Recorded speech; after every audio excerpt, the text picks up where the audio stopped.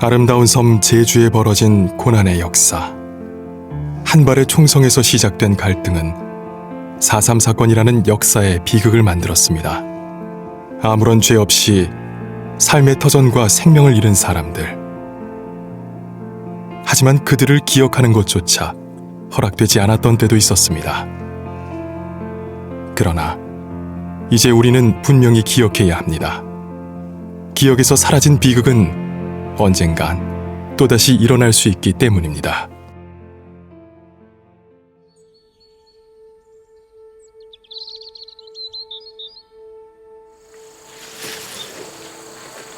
근데 우리 언제까지 가야 돼? 조금만 더 가면 돼. 근데 우리 어디로 가는 거야? 큰 넓게라는 동굴. 동굴? 4.3 사건 당시에 많은 사람들이 토벌대들에 비해서 동굴에 숨어 살았대. 동굴에? 동굴 속에서 사람이 살았다고? 저기 누가 있는데? 한번 가볼까?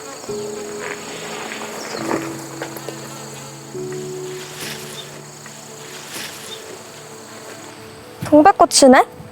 동백꽃을 알아? 당연하지. 우리 여수에도 아주 많아.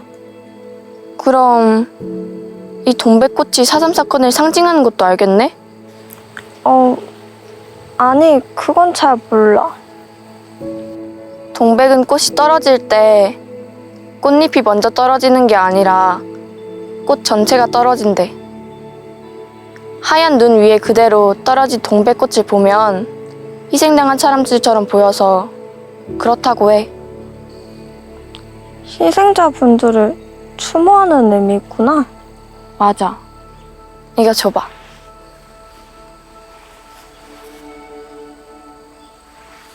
어때? 나 괜찮아? 이뻐. 우린 지금 너희가 상상할 수도 없는 일들을 겪었어. 그래서 절대 잊혀지면 안 되는 거야. 제발 기억해줘. 붉은 동백꽃을 볼 때마다 우리가 겪었던 일들을 기억해주길 바래. 동광리의 동광목장 그 경내에 큰넙괴라는 용암동굴 입구가 있고 그 큰넙괴 속으로 들어가면 넓은 공간을 확인할 수가 있습니다. 1948년 겨울에 토벌대의 진압을 피해서 무등이와 주민 120여 명이 숨어 살았습니다. 하지만 결국 눈길을 쫓아 들어온 토벌대에게 잡혀서 서귀포로 끌려가서 수감됐습니다. 동광리 주민들은 결국 49년에 정방폭포 인근에 끌려가서는 총살되었는데 아직도 이 희생자들의 유해를 찾아내질 못하고 있습니다. 엄청 깊다. 많이 보이지도 않아. 어떻게 여기서 사람이 살았을까? 낮에는 고방 살고 밤에는 먹을 거 본가 먹으래 나오랑 먹을 거 본가 먹고 살고 그쪽에. 그럼 할머니도 여기 사셨어요? 여기 50일 동안 살았는데 학교도 4.3 사건 때문에 한 석 달인가 넉 달인가 다녀봐네 4.3 사건 일어나서 학교도 못 다녔어. 그러니까 그 속에 갇혀져서 너무 하늘을 보고 싶었어. 물 같은 거 먹고 싶어도 먹지 못하고 너무 깜깜해. 너무 깜깜하니까 좀 하서 밝은 데 보고 싶고 그래도 밝은 데 볼 수가 없어. 나오면 죽을 거니까. 가장 힘들었던 것은 11살 때니까 너무 무섭고 내 동생 나가 죽을 거니까 친구들 그런 것에 친구들도 다 죽었고 몇 사람 없고 나도 우리 동생들도 저 숲속에 살면서 굶고 배고프고 죽고 해서 둘리는 다 곧대서 죽어버리고 동생 하나만 여기 왔는데 물도 못 먹고 무섭고 너무 어렵게 살았어. 그래서 지금 사는 아이들은 너무 행복한 시절에 태어나가 닮아. 너무 행복한 시절에 태어나가 닮아. 안덕면 동강리 잠복학살터는 굉장히 가슴 아픈 곳입니다. 이 잠복학살터는 1948년 12월 12일 큰납교에 숨어 있는 사람들이 식량을 구하러 나왔다가 그 토벌대에게 잡혀서 사살된 곳입니다. 그 시체를 수습하러 올 것이다 라고 여긴 토벌대들이 잠복을 하게 되는데요. 그래서 잠복학살터라는 이름이 붙여진 곳입니다. 그 잠복을 하는 과정에 역시나 할머니, 할아버지, 엄마, 아이들, 그 아버지의 가족들이 시신을 수습하러 온 것이에요. 그 잡아들인 사람들을 꿇어앉힌 후에 주변에 있는 멍석이나 풀을 씌워서 휘발유를 뿌려 생화장한 곳입니다. 너무 비참하게 죽은 장소가 잠복학살터입니다.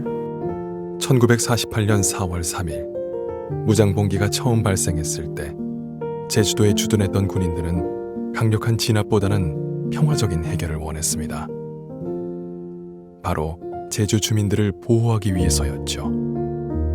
당시 구현대 군인들은 제주도 서남부 지역의 모슬포에 주둔하고 있었습니다. 4.3 사건이 발발했을 당시 제주도 주둔 군부대는 국방경비대 구현대였습니다. 구현대의 연대장은 김익렬이었는데 구현대 본부 바로 옆에는 대정중학교가 자리 잡고 있었습니다. 대정중학교에 역사를 가르쳤던 교사가 인민유격대 무장대의 최고 사령관이었던 김달삼이었습니다. 이 둘은 일본에서도 같이 군사적인 경험을 했던 경력을 갖고 있는데 1948년 4월 말에 있었던 평화협상의 주역으로 만나게 됩니다. 협상한 내용대로 실천이 되었다면 4.3의 그런 비극적인 대량 학살은 아마 없지 않았을까라는 그런 가정도 해볼 수가 있습니다. 1950년 한국전쟁이 벌어지자 다시 제주도에는 예비검속의 광풍이 몰아칩니다.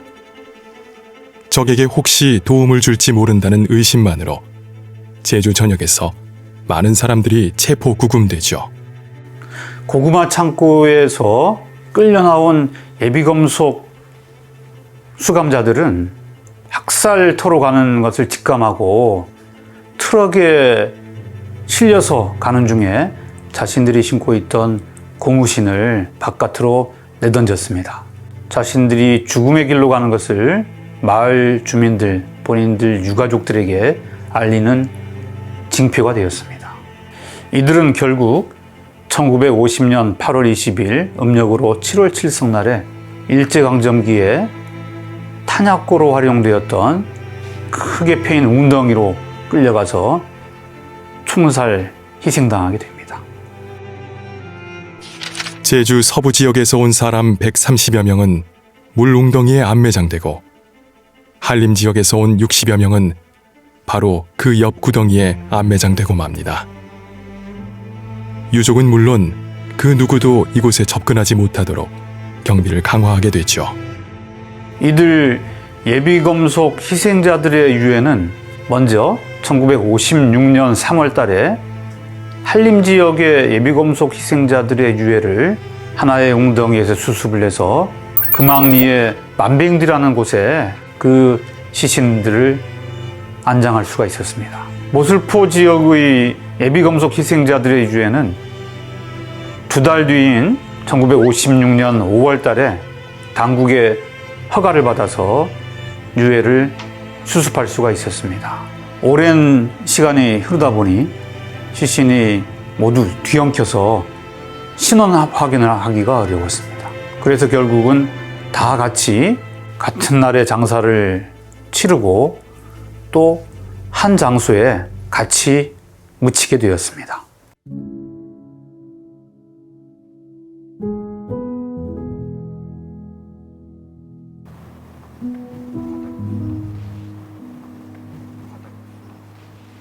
여기가 서다 얼음에서 희생된 제주 서부 지역 분들을 모신 곳이구나.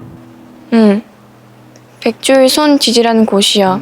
너무나 많은 시신들이 얽혀 있어서 후손들이 여기에 이렇게 함께 모시기로 해서 백조의 손 지지라고 부르게 됐대.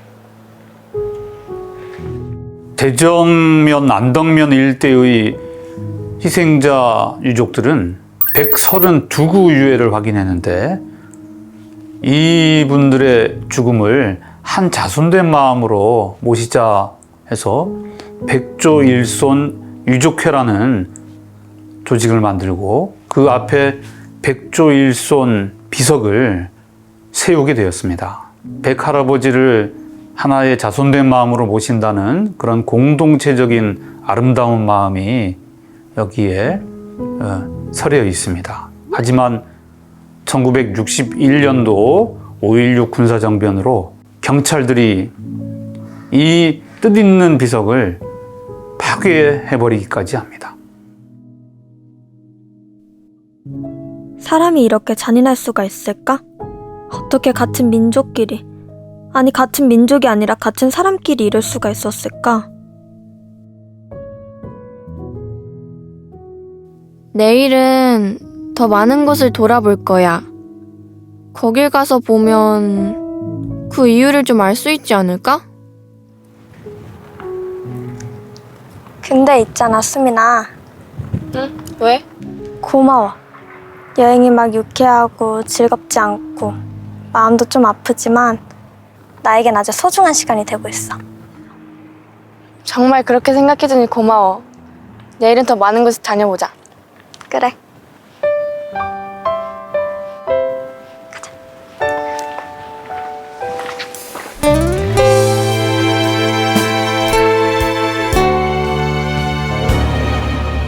휘 떨어진 동백꽃잎 알고 보니 너였구나. 숨어지는 그 순간이 얼마